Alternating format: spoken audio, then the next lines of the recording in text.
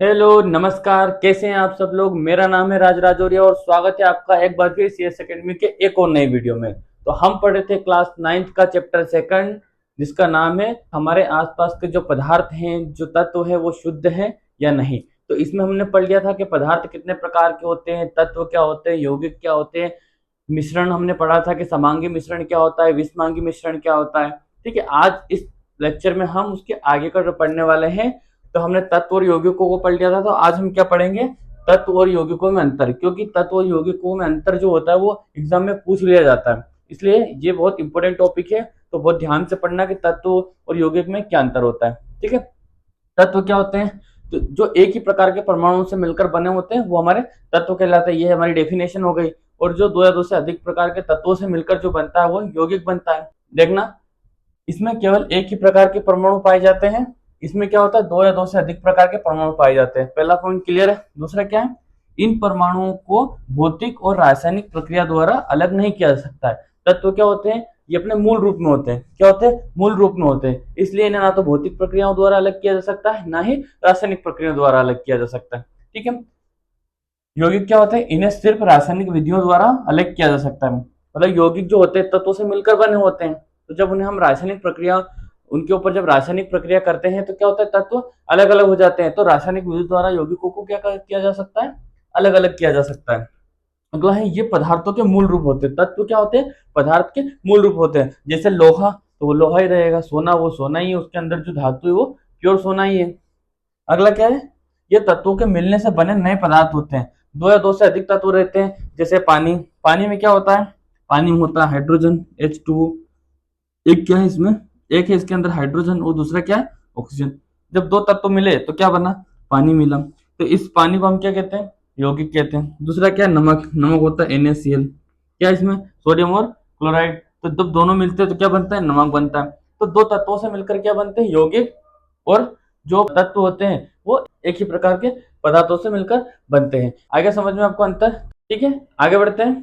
अगला क्या है हमारा, अगला है हमारा यौगिक और मिश्रण में अंतर। ठीक है, ये भी एग्जाम में पूछा गया है, हर बार एग्जाम में पूछ लिया जाता है, इसलिए एग्जाम के पॉइंट ऑफ व्यू से बहुत इंपॉर्टेंट है। ठीक है, तो क्या है यौगिक और मिश्रण में अंतर। यौगिक क्या होते हैं, एक ही प्रकार के तत्वों से जो मिलकर बनते हैं, जो प्रोडक्ट हमारा बनता है वो क्या होता है, हमारा यौगिक होता है। ठीक है, और मिश्रण क्या होता है, तत्व या यौगिक से मिलकर किसका निर्माण होता है, मिश्रण का निर्माण होता है। हो गया, पहला पॉइंट क्लियर है। दूसरा क्या है, यौगिक, इन्हें केवल रासायनिक क्रियाओं द्वारा, विधियों द्वारा अलग किया जा सकता है।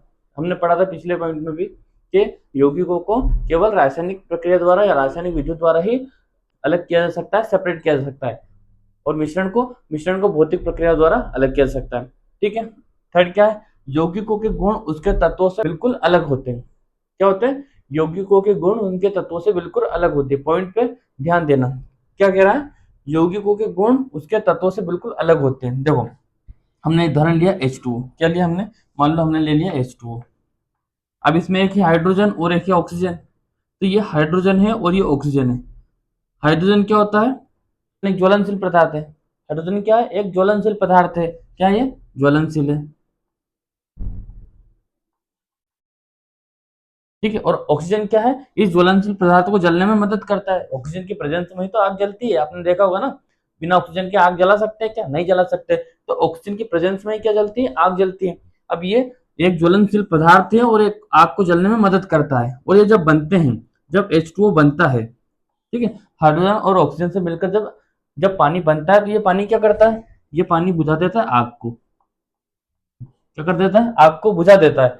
यौगिकों के गुणधर्म उसके तत्वों से बिल्कुल अलग होते हैं। इसका गुणधर्म तो अलग था, ये तो आग को जलाता था, ये खुद ज्वलनशील था, एक आग को जलने में मदद करता था। लेकिन जब दोनों मिले तो इसका इनका कैरेक्टर कैसा हो गया, ये आग को बुझा देते हैं, आग को क्या कर देते हैं, बुझा देते हैं। बिल्कुल अपोजिट कैरेक्टर हो गया इनका। तो इनके गुणधर्म क्या होते हैं, जैसे ही तत्व मिलकर यौगिक बनते हैं तो यौगिकों के गुणधर्म तत्वों से अलग हो जाते हैं। ठीक है, अगला है, मिश्रण में प्रत्येक पदार्थ अपने अपने गुणधर्मों को बनाए रखता है। देखो, हवा, दूध, शुगर सॉल्यूशन, शक्कर मीठी होती है।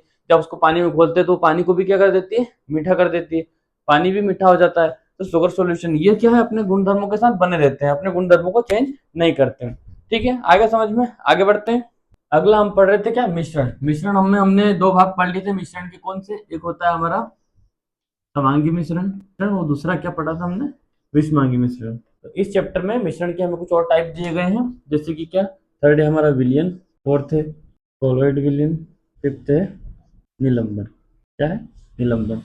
मिश्रण में हमने क्या पढ़ा था? समांगी मिश्रण किसे कहते हैं और विषसमांगी मिश्रण किसे कहते हैं। आज हमें क्या पढ़ना है? विलियन, कोलाइड विलियन और निलंबन किसे कहते हैं। तो कैसे कहते हैं विलियन? सबसे पहले हम विलियन को देखेंगे। ठीक है, हमारा विलियन क्या होता है? विलियन, विलियन समांगी मिश्रण का ही एक भाग है।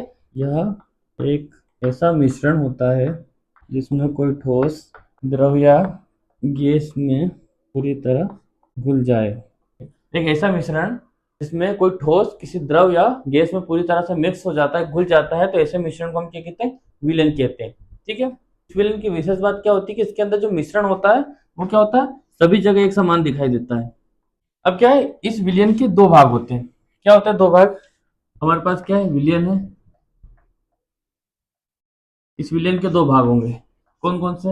एक होता है विलय पदार्थ और दूसरा क्या होता है? दूसरा होता है विलायक। ठीक है। क्या है विलयन? विलयन के दो भाग होते हैं, एक विलय पदार्थ और दूसरा क्या होता है? विलायक। अब विलय पदार्थ क्या होते हैं? जो घुलता है। क्या होता है? जो घुलता है उसे हम विलय पदार्थ बोलते हैं, और जो जिसमें घुलता है वो होता है विलायक। ठीक है, समझना। हमारे पास क्या है? विलयन। इस विलयन के दो भाग होते हैं, विलय और दूसरा विलायक। विलय क्या होता है? जो घुलता है, ऐसा पदार्थ जो घुलता है। जैसे हम पानी लेते हैं तो पानी में क्या घोलते हैं? पानी में मान लो हमने चीनी घोल दी, हमने नमक घोल दिया, तो ये पदार्थ जो घुल रहे हैं किसमें? विलायक के अंदर, वो विलय पदार्थ होते हैं। और विलायक क्या होता है? जिसमें घुलता है, जिसमें विलय घुलता है वो क्या हो जाएंगे? हमारे विलायक हो जाएंगे। जैसे पानी, पानी के अंदर हम क्या घोलते हैं? चीनी घोलते हैं। पानी के अंदर हम क्या घोलते हैं? नमक भी घोलते हैं। तो जिसमें घुलता है वो होता है हमारा विलायक, और जो घुलता है वो हो जाता है विलय पदार्थ। आगे समझ में यहाँ तक? ठीक है। अगला क्या है? विलयन के गुण। तो विलयन के क्या क्या गुण होते हैं? विलयन की क्या प्रॉपर्टीज होती है? क्या कैरेक्टरिस्टिक होते हैं? विलयन जो होता है उसके कणों का आकार क्या होता है? बहुत छोटा होता है। कैसा होता है? बहुत छोटा होता है। कितना? इतना छोटा, 1 nm से भी कम होता है। कितना? 1 नैनोमीटर से भी कम होता है। 1 नैनोमीटर, इससे भी कम होता है। कितना होता है 1 नैनोमीटर? 10⁻⁹ इससे भी कम होता है। क्या? कणों का आकार। जो पार्टिकल्स होते हैं वो 10⁻⁹ नैनोमीटर इतने छोटे होते हैं, एक से भी कम होता है। दूसरा क्या है? ये पारदर्शी होता है। जो विलयन होता है वो पारदर्शी होता है, जिसमें हम एक जगह से, एक तरफ से दूसरी तरफ देख सकते हैं। ठीक है। अगला क्या है? विलयन स्थायी होता है। जो विलयन हम सॉल्यूशन हम बनाते हैं वो स्थायी होता है, जिसे हम वापस रिमूव नहीं कर सकते। ठीक है। अगला, प्रकाश का मार्ग नहीं दिखता। अब इसका क्या मतलब होता है? एक उदाहरण से समझते हैं। मान लो हमारे पास ये क्या है? एक ग्लास है जिसके अंदर हमने क्या करा? एक सॉल्यूशन डाल दिया, एक प्रकार का एक मिश्रण बना के विलयन में हमने डाल दिया। और जब हम टॉर्च से इस पर प्रकाश डालेंगे तो जो प्रकाश होगा वो बाहर की तरफ दिखेगा तो सही, लेकिन उसका जो मार्ग है, प्रकाश का जो मार्ग है वो हमें दिखाई नहीं देगा। जो ग्लास के अंदर हमें दिखना चाहिए, हमारा ट्रांसपेरेंट है। क्या है?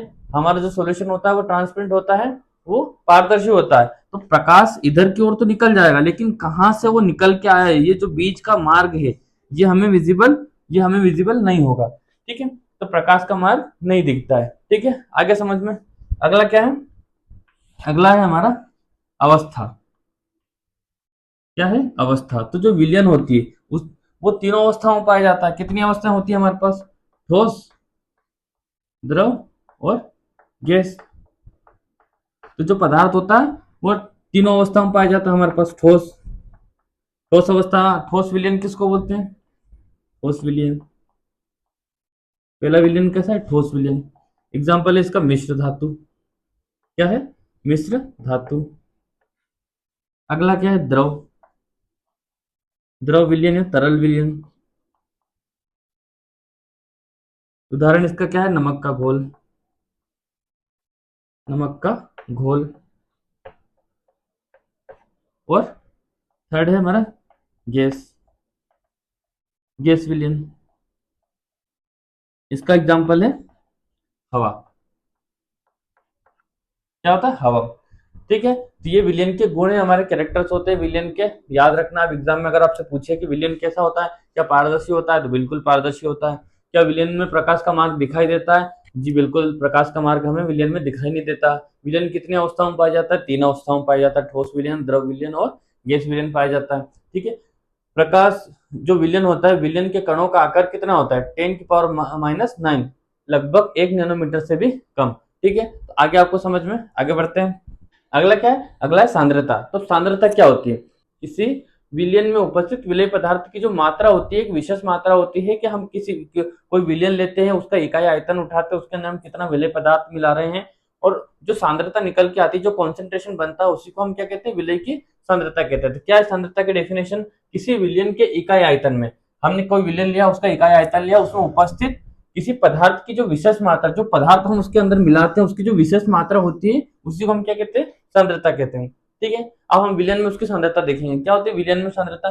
विलयन की सांद्रता क्या होती है? तो किसी विलयन के इकाई आयतन में उपस्थित विलेय पदार्थ की, देखना, किसी विलयन के इकाई आयतन, एक विलयन लिया, उसका इकाई आयतन उठाया, उसके अंदर हमने जो पदार्थ मिलाया है, जो विलेय पदार्थ हमने मिलाया, जो घुलाया उसके अंदर, उसकी मात्रा को विलयन की सांद्रता कहते हैं।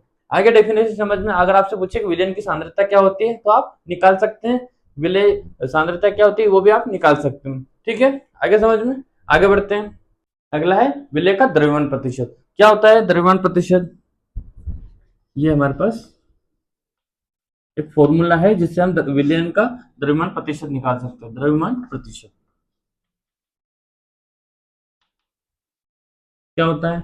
विलय पदार्थ का द्रव्यमान हम क्या लेंगे? हमने जितना पदार्थ उसके अंदर मिलाया है, विलय पदार्थ, उसका द्रव्यमान लेंगे, उसका वेट लेंगे, विलय पदार्थ का द्रव्यमान बटे विलयन का द्रव्यमान, और गुणे में क्या कर देंगे? 100।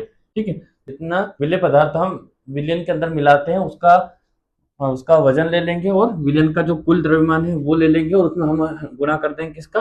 100 का। तो हमें क्या निकल जाएगा? हमें क्या मिल जाएगा? द्रव्यमान प्रतिशत में मिल जाएगा।